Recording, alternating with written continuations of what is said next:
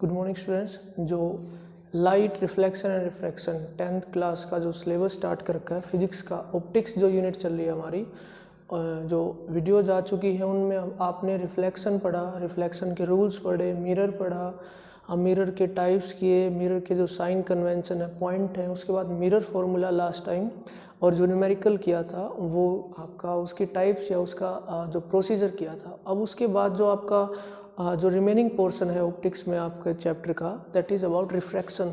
सो refraction क्या है? ये एक ऑप्टिकल फिनोमेना है जिसको समझने के लिए एक डायग्राम से हम समझेंगे। सपोज आपका किसी एक सोर्स ऑफ लाइट से लाइट की एक रे आ रही है। अब जो इनिशियल रे है इसको हम कौन सी रे बोलते हैं? इंसिडेंट रे बोलते हैं।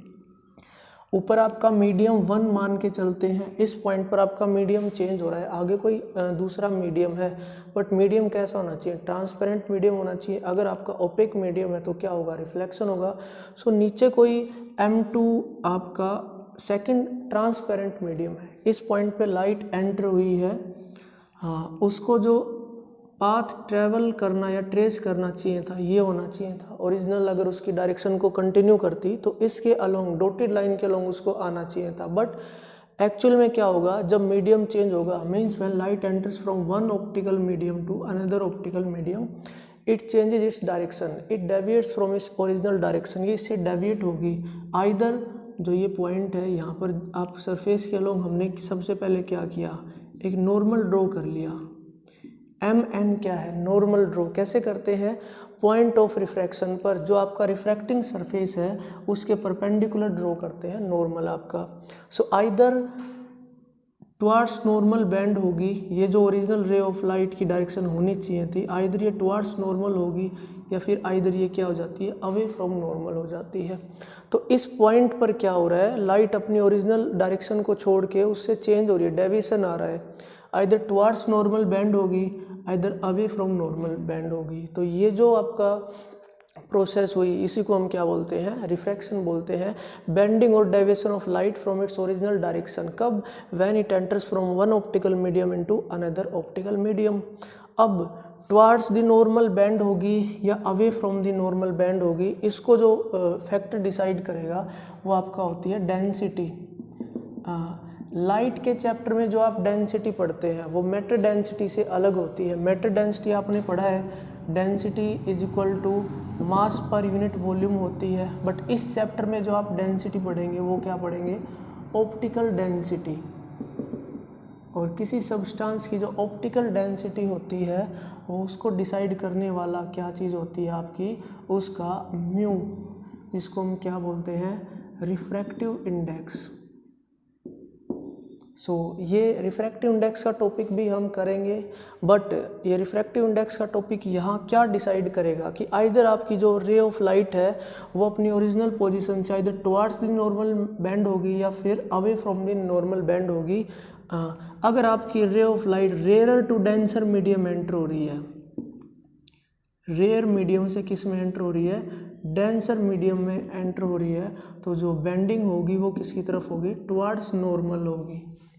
और अगर इससे अपोजिट, अगर डेंसर मीडियम से रेयर मीडियम में एंटर हो रही है तो जो रे ऑफ लाइट होगी वो अवे फ्रॉम क्या जाएगी? Normal. So towards the normal bend होगी या अवे फ्रॉम नॉर्मल बैंड होगी, इसको डिसाइड कौन करेगा? मीडियम की ऑप्टिकल डेंसिटी, जिसके बेस पर मीडियम्स को हम दो टाइप में बोलते हैं, रेयर मीडियम होगा या फिर क्या होगा? डेंसर मीडियम होगा। रेयर मीडियम या डेंसर मीडियम होगा, इसको डिसाइड करने वाला कौन सा फैक्टर होगा? इसका डिसाइडिंग फैक्टर होता है रिफ्रैक्टिव इंडेक्स, जो भी हम करेंगे। बट अभी के लिए रिफ्रैक्शन क्या है?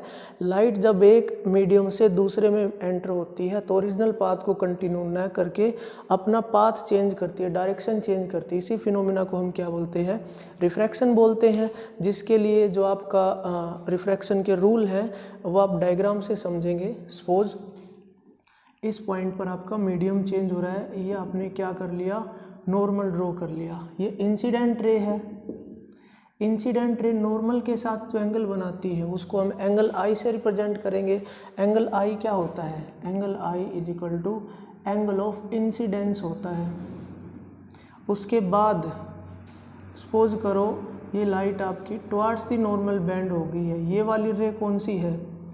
रिफ्रैक्टेड रे। कौन सी है? रिफ्रैक्टेड रे। ए से बी तक की जो रे है ये तो इंसिडेंट रे है आपकी, और जो बी से सी पॉइंट तक की रे है जो कि आफ्टर रिफ्रैक्शन जा रही है उसको हम कौन सी रे बोलेंगे? रिफ्रैक्टेड रे। इस रिफ्रैक्टेड रे का नॉर्मल के साथ जो एंगल बनता है उसको हम किससे डिनोट करते हैं? Angle R. तो एंगल आर यहाँ पर क्या रहेगा?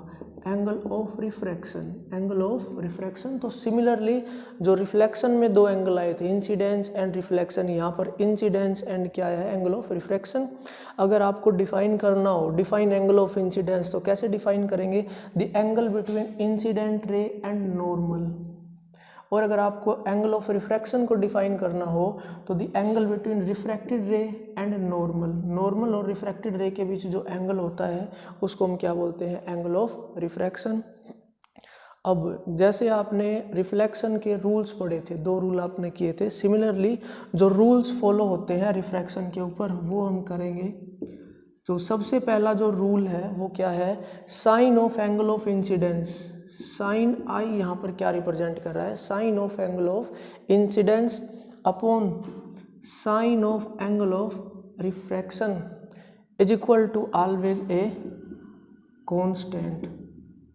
अगर हम मीडियम्स का जो पेयर है वो कांस्टेंट रखें, यहाँ पर जो कंडीशन आपकी जो फॉलो होगी वो क्या है? पेयर क्या रहना चाहिए? कांस्टेंट, या पेयर चेंज नहीं होना चाहिए। मींस फर्स्ट मीडियम और सेकंड मीडियम चेंज नहीं होनी चाहिए। अगर सेम मीडियम रखें, अगर हम डिफरेंट एंगल ऑफ इंसिडेंस से रे ऑफ लाइट को डालें तब हर केस में एंगल ऑफ रिफ्रैक्शन भी क्या होगा? सेम। बट जो रेशियो आएगा sine of angle of incidence upon sine of angle of refraction is always a constant. But इसमें कंडीशन क्या है? आपका जो पेयर है वो फिक्स रहना चाहिए for a particular fix pair of medium. ये रूल होता है और इसको कौन सा रूल भी बोलते हैं? Snell's law.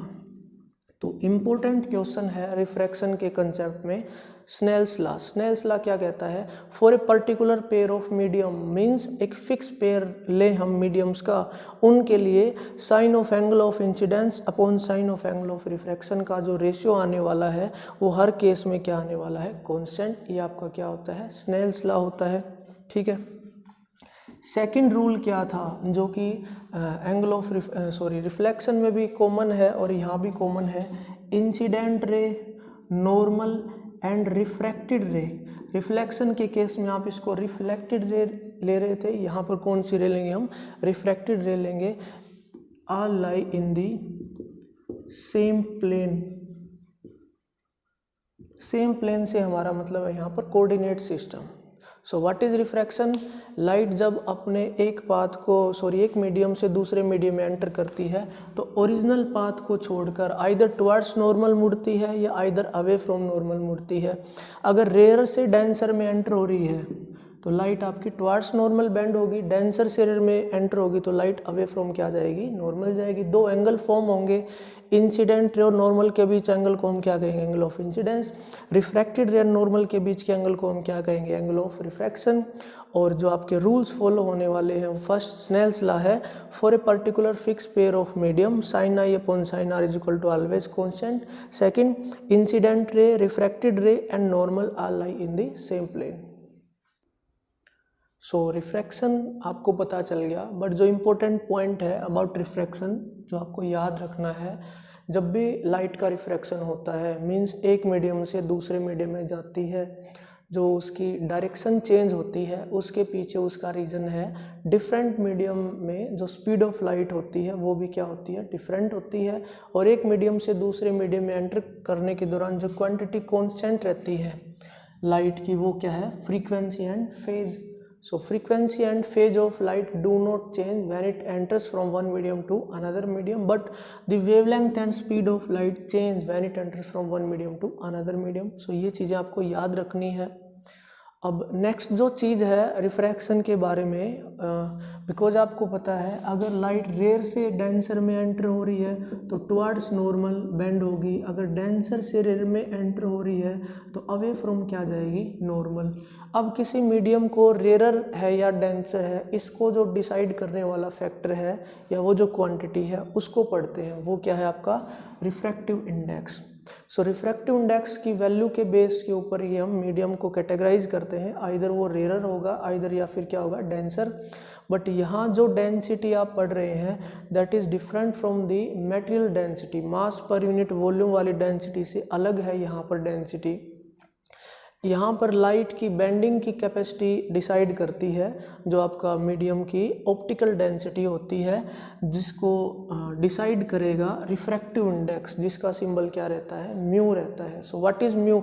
It compares the speed of light in two medium, comparison of speed of light in two mediums.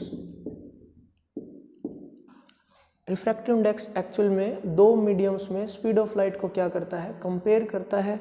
और जो म्यू की वैल्यू आती है, अगर आपकी म्यू की वैल्यू लार्ज आती है तो वो मीडियम आपका क्या रहेगा, ऑप्टिकली क्या रहेगा, डेंसर। और अगर म्यू की वैल्यू लेस है तो वो आपका मीडियम कैसा रहेगा, ऑप्टिकली रेयर मीडियम होगा। फॉर एग्जांपल आपके पास दो मटेरियल है ए एंड बी, ए की जो म्यू की वैल्यू है 4.6 है या सपोज, और बी की जो म्यू की वैल्यू है 1 कितना है, 3 है।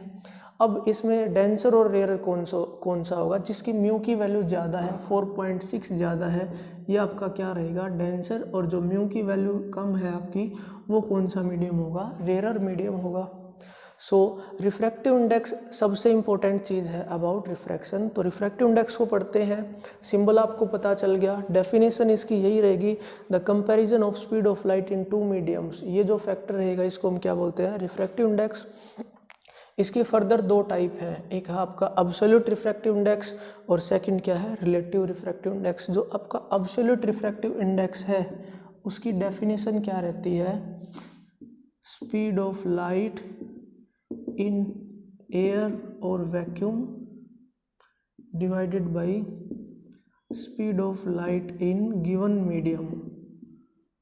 अगर जिन दो मीडियम्स में आप स्पीड ऑफ लाइट को कंपेयर कर रहे हैं उनमें एक आपका एयर या वैक्यूम है और सेकंड जो भी मटेरियल मीडियम गिवन है, then in that case the refractive index will be called absolute refractive index, जिसका ये फॉर्मूला रहेगा speed of light in air vacuum, जो कि कितनी रहती है, फिक्स रहती है, 3 × 10⁸ मीटर पर सेकेंड आप लेते हैं, अपॉन स्पीड ऑफ लाइट इन क्या आता है, मीडियम आता है। यहाँ से अगर हम ये वैल्यू गिवन हो तो उसका म्यू की वैल्यू कैलकुलेट कर सकते हैं, या यहाँ से जो क्वेश्चन पुटअप होता है वो speed of light in a medium को निकालने का क्वेश्चन पुट होता है।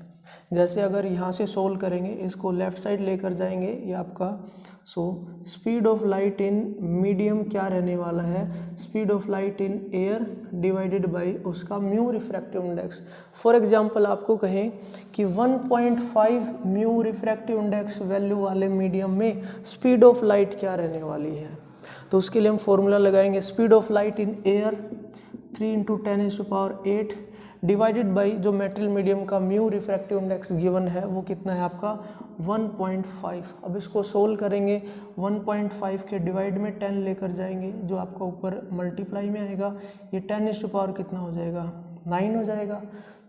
इसको सोल्व करेंगे, 0 पॉइंट कितना आएगा, 2, 0.2 × 10⁹ या 2 × 10⁸ मीटर पर सेकेंड। तो जो सबसे बेसिक क्वेश्चन बनता है about reflective absolute refractive index, वो किसी मीडियम का रिफ्रैक्टिव इंडेक्स गिवन हो उसमें स्पीड ऑफ लाइट को कैलकुलेट करना, जो कि आप speed of light in air divided by उसका रिफ्रैक्टिव इंडेक्स से निकाल सकते हैं। जो सेकंड आपका रिफ्रैक्टिव इंडेक्स का टाइप है that is relative refractive index. ये भी रिफ्रैक्टिव इंडेक्स ही है, तो ये भी आपका दो मीडियम्स में स्पीड ऑफ लाइट का क्या रहेगा, कंपैरिजन रहेगा, speed of light in medium 1 and medium 2।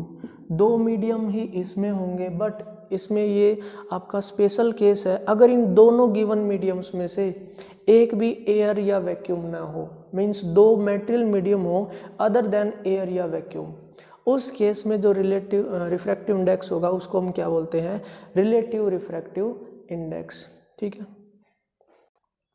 जो आपका रिलेटिव रिफ्रैक्टिव इंडेक्स है उसको जो लिखने का या रिप्रेजेंटेशन का तरीका है वो कैसे होता है। सपोज आपका यहाँ पर लिखा हुआ है μ12, जो नीचे वाला आपका 2 सिंबल रहेगा, तो इसको हम कैसे बोलेंगे, it is the refractive index of second medium with respect to first medium. Refractive index of second with respect to first, जिसको कैसे निकालेंगे, सबसे पहले ये लेंगे μ2 डिवाइडेड बाई जो ऊपर आपका 1 है μ1। सिमिलरली सपोज आपको ये लिखा हुआ है μ12, इसका मतलब है refractive index of first medium with respect to second, जिसके निकालने के लिए आप μ1 डिवाइडेड बाई क्या करेंगे μ2। सो रिफ्रैक्टिव इंडेक्स के 2 टाइप आपने किए, absolute and relative refractive index. आपकी बुक में एक जो डिफरेंट मटेरियल्स कॉमनली यूज होते हैं उनकी सभी के रिफ्रैक्टिव इंडेक्स म्यू की वैल्यू गिवन है, जिसमें म्यू एयर या वैक्यूम से जिसकी वैल्यू 1 से लेकर आपका जो सबसे लास्ट में मटेरियल है डायमंड जो आपका है 2.42 वैल्यू रहती है। अब रिलेटिव रिफ्रैक्टिव इंडेक्स सबसे कंफ्यूजिंग होता है, जिसको समझने के लिए थोड़ा आपने एग्जाम्पल लिए हैं। सपोज अगर ये ऐसे लिखा है म्यू ए जी, ए यहाँ पर एयर को रिप्रेजेंट कर रहा है, जी ग्लास को कर रहा है, इसका क्या मीनिंग रहेगा, refractive index of glass with respect to refractive index of air. अगर आपने ऐसा लिखा हुआ है mu G A, refractive index of glass with respect to refractive index of water, और अगर जी म्यू डब्ल्यू ऐसे लिखा हुआ है तो इसका मतलब क्या रहेगा, refractive index of water with respect to क्या रहेगा, आपका ग्लास रहेगा। सो रिलेटिव रिफ्रैक्टिव इंडेक्स को लिखने का ये तरीका होता है जो अभी हमने पढ़ा। μ12 लिखने का मतलब है रिफ्रैक्टिव इंडेक्स जो नीचे बेस में लिखा हुआ है उस मीडियम का डिवाइडेड बाई जो यहाँ टॉप पर लिखा हुआ है उस मीडियम का। अब जब भी आप ये सोल्व करोगे μ12, इसका मीनिंग क्या रहेगा, refractive index of second medium divided by refractive index of first medium means μ2 by μ1। जब आप μ2 की एब्सोल्यूट रिफ्रैक्टिव इंडेक्स की अलग से वैल्यू निकालोगे, speed of light in air divided by speed of light in medium 2, जिसको आप v2 से ले रहे हैं, और सिमिलरली इसके लिए जब आप फॉर्मूला लगाओगे μ1 के लिए, speed of light in air divided by speed of light in medium 1, जिसको आप किससे ले रहे हैं, v1 से ले रहे हैं। जब आप इन चीज़ों को डिवाइड करोगे तो v1 आपका ऊपर जाएगा, तो μ2 बाई μ1 को जब आप फर्दर सोल्व करोगे तो यहाँ से v1 बाई v2 आएगा। v1 क्या है, speed of light in first medium, और v2 क्या है, speed of light in second medium. अब ये रेसिप्रोकल रिलेशन आ रहा है म्यू और v के बीच में, मीन्स यहाँ से जो कंक्लूजन आपका निकल के आया, v वेलोसिटी ऑफ लाइट या speed of light in a medium is in inverse relation with the refractive index of that medium. Means अगर किसी मेटेरियल मीडियम के लिए म्यू की वैल्यू ज़्यादा है तो वो डेंसर ज़्यादा होगा, बट उसमें जो स्पीड ऑफ लाइट है वो क्या होगी, कम होगी। और अगर आपका किसी मेटल मीडियम के लिए म्यू रिफ्रैक्टिव इंडेक्स की वैल्यू लेस है तो वो कौन सी कैटेगरी में लाई करेगा, रेयर मीडियम कहेंगे, बट उसमें स्पीड ऑफ लाइट क्या रहने वाली है, ज़्यादा रहने वाली है। फॉर एग्जांपल अगर आपको 2 मेटल मीडियम दिए जाए ए एंड बी, ए का रिफ्रैक्टिव इंडेक्स तो 2.9 हो और बी का रिफ्रैक्टिव इंडेक्स क्या हो 1.8, यहाँ से डायरेक्टली पूछा जाए स्पीड ऑफ लाइट किस में ज़्यादा रहेगी तो आंसर क्या रहेगा 1.8 या लेस वाला, बिकॉज लेस मटेरियल मीडियम का रिफ्रैक्टिव इंडेक्स ज़्यादा उसकी क्या रहेगी वेलोसिटी, इनवर्स रिलेशन होने की वजह से। सो अभी आपने जो रिफ्रैक्शन पढ़ा उसके हमारी डेली लाइफ में कुछ एग्जांपल्स हैं जो आपके कॉन्सेप्चुअल क्वेश्चंस में पूछे जाते हैं, ऑप्शंस में, फिल इन द ब्लैंक्स में। इन सभी का रीज़न है वो आपका रिफ्रैक्शन ही रहता है, या रिफ्रैक्शन जो बेस्ड फिनोमिना है, ऑप्टिकल फिनोमिना या एग्जांपल है हमारी डेली लाइफ में, वो कौन कौन से हैं चलिए कुछ डिस्कस करते हैं। सबसे फर्स्ट है ए पेंसिल या स्टिक जो कि हाफ टिप्ड है वाटर के अंदर और हाफ आपकी आउटसाइड दी वाटर या लिक्विड के है। तो जिस पॉइंट पर इंसर्ट या जहाँ पर आपका एयर वाटर सरफेस है आपका या सेपरेशन हो रहा है वहाँ पर आपको पेंसिल जो है ब्रोकन या थोड़ा साइडवे दिखती है कंपेयर टू जो अपर सेक्शन है और नीचे वाला सेक्शन है, बिकॉज नीचे वाले सेक्शन से जो आपकी रेज ऑफ लाइट आएंगी वो जब आपका मीडियम चेंज होगा, जब वो वाटर से किस में आएंगी एयर में, तो आपका अवे फ्रॉम नॉर्मल जाती हैं तो आपको एक डिफरेंट पोजीशन से आती हुई क्या होती है, अपीयर होती हैं। So pencil seems to be broken at the air water interface, जहाँ पर एयर और वाटर का इंटरफेस या सेपरेशन है उस पॉइंट पर आपका ब्रोकन या आपकी थोड़ी सी टिल्टेड अपीयर होती है। सेकंड जो आपका कंसेप्ट है, ए वाटर फिल्ड टैंक जो होता है उसकी जो डेप्थ है या उसका जो बेस है, एक्चुअल में जो इसकी डेप्थ है उसको हमने किससे रिप्रेजेंट कर रखा है, एक्स से। बट जब हम इसको यहाँ से देखेंगे इसकी जो हमें डेप्थ दिखाई देगी वो सिर्फ यहाँ तक ही दिखाई देगी। मींस बेसमेंट जो है वो एक्चुअल डेप्थ के कंपैरिजन में थोड़ा ऊपर दिखाई देता है। और ये जो वाई है जो हमें अपीयर होता है और जो एक्स है ओरिजिनल जो डेप्थ है, इसका क्या रिलेशन रहता है, y इक्वल्स टू 3/4x। अगर x की वैल्यू 100 मीटर है मींस 100 मीटर डेप्थ का आपका टैंक है या 100 मीटर उसकी एक्चुअल डेप्थ है, तो जो आपको अपीयर होगी y इक्वल टू 3/4 ऑफ 100 कितना आएगा, 75 मीटर रहेगा। तो ये रिलेशन आपको याद रखना है, x यहाँ पर एक्चुअल डेप्थ है और y जो आपको अपीयर होगी। इसका रीज़न क्या रहता है, रिफ्रैक्शन रहता है। नेक्स्ट, किसी भी कंटेनर या टम्बलर में कोई भी फॉर एग्जांपल लेमन या कुछ और आपने ऑब्जेक्ट ली है, बोल है फिल्ड विद एनी लिक्विड, उसका जो साइज है वो एक्चुअल साइज के कंपैरिजन में डिफरेंट दिखता है। ये भी आपका ड्यू टू रिफ्रैक्शन ही है। नेक्स्ट, अगर आप किसी वाटर फील्ड या किसी liquid field transparent medium transparent liquid से किसी कंटेनर को फिल करते हैं, उसमें जो सपोज करो बेस में एक सिक्का या कॉइन आपने यहाँ रखा है, अगर उसकी तरफ हम अपने हैंड को उसी डायरेक्शन में लेके जाते हैं तो एक्चुअल उसकी कंपैरिजन में हमारा जो हाथ टच करेगा वो एक थोड़ा साइड वे या पैरेलल पोजीशन को टच करेगा। बिकॉज जो आपको कॉइन एक्चुअल में दिख रहा है वो रिफ्रैक्टेड लाइट से दिख रहा है, वो आपकी ओरिजिनल जो पोजीशन है उसके थोड़ा किस में रहता है, साइड में रहता है। नेक्स्ट, आपका जो स्टार्स है इंक्लूडिंग सन, वो आपकी जो एक्चुअल पोजीशन है उससे कुछ ज़्यादा ऊंची हाइट पर दिखते हैं। बिकॉज उनसे आ रही लाइट जब हमारे एटमॉस्फेयर में एंटर करती है तो जैसे जैसे जो आपकी डिफरेंट लेयर्स होती है एटमॉस्फेयर की, रेयरर से किस में एंटर होती जाती है, डेंसर में, रेयर से डेंसर में, तो टुवर्ड्स द नॉर्मल बैंड होती है।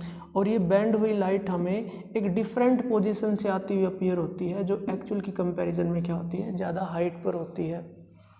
तो इसके पीछे भी आपका रिफ्रैक्शन ही है। नेक्स्ट, जो आपकी नेक्स्ट यूनिट में भी पढ़ेंगे या इसके आगे आने वाली वीडियोस में आप देखेंगे, ट्विंकलिंग ऑफ स्टार्स, ये भी आपका रिफ्रैक्शन ही है, एटमॉस्फेरिक रिफ्रैक्शन है। और जो 7th है लेटर ऑन यूनिट में हम पढ़ेंगे advance sunrise, means sunrise actual में होने के कंपैरिजन में ही एडवांस में दिखना या सनसेट होने के बाद तक दिखना, डिलेड सनसेट, ये दोनों क्या है, रिफ्रैक्शन। जो 6th and 7th है इनको आप कलेक्टिवली बोल सकते हैं एटमॉस्फेरिक रिफ्रैक्शन, जो कि एक रिफ्रैक्शन का ही एक पार्ट है ड्यू टू एटमॉस्फेयर जो होता है। सो ये सभी आपके डेली लाइफ के एग्जांपल्स हैं जो कि ड्यू टू रिफ्रैक्शन होते हैं।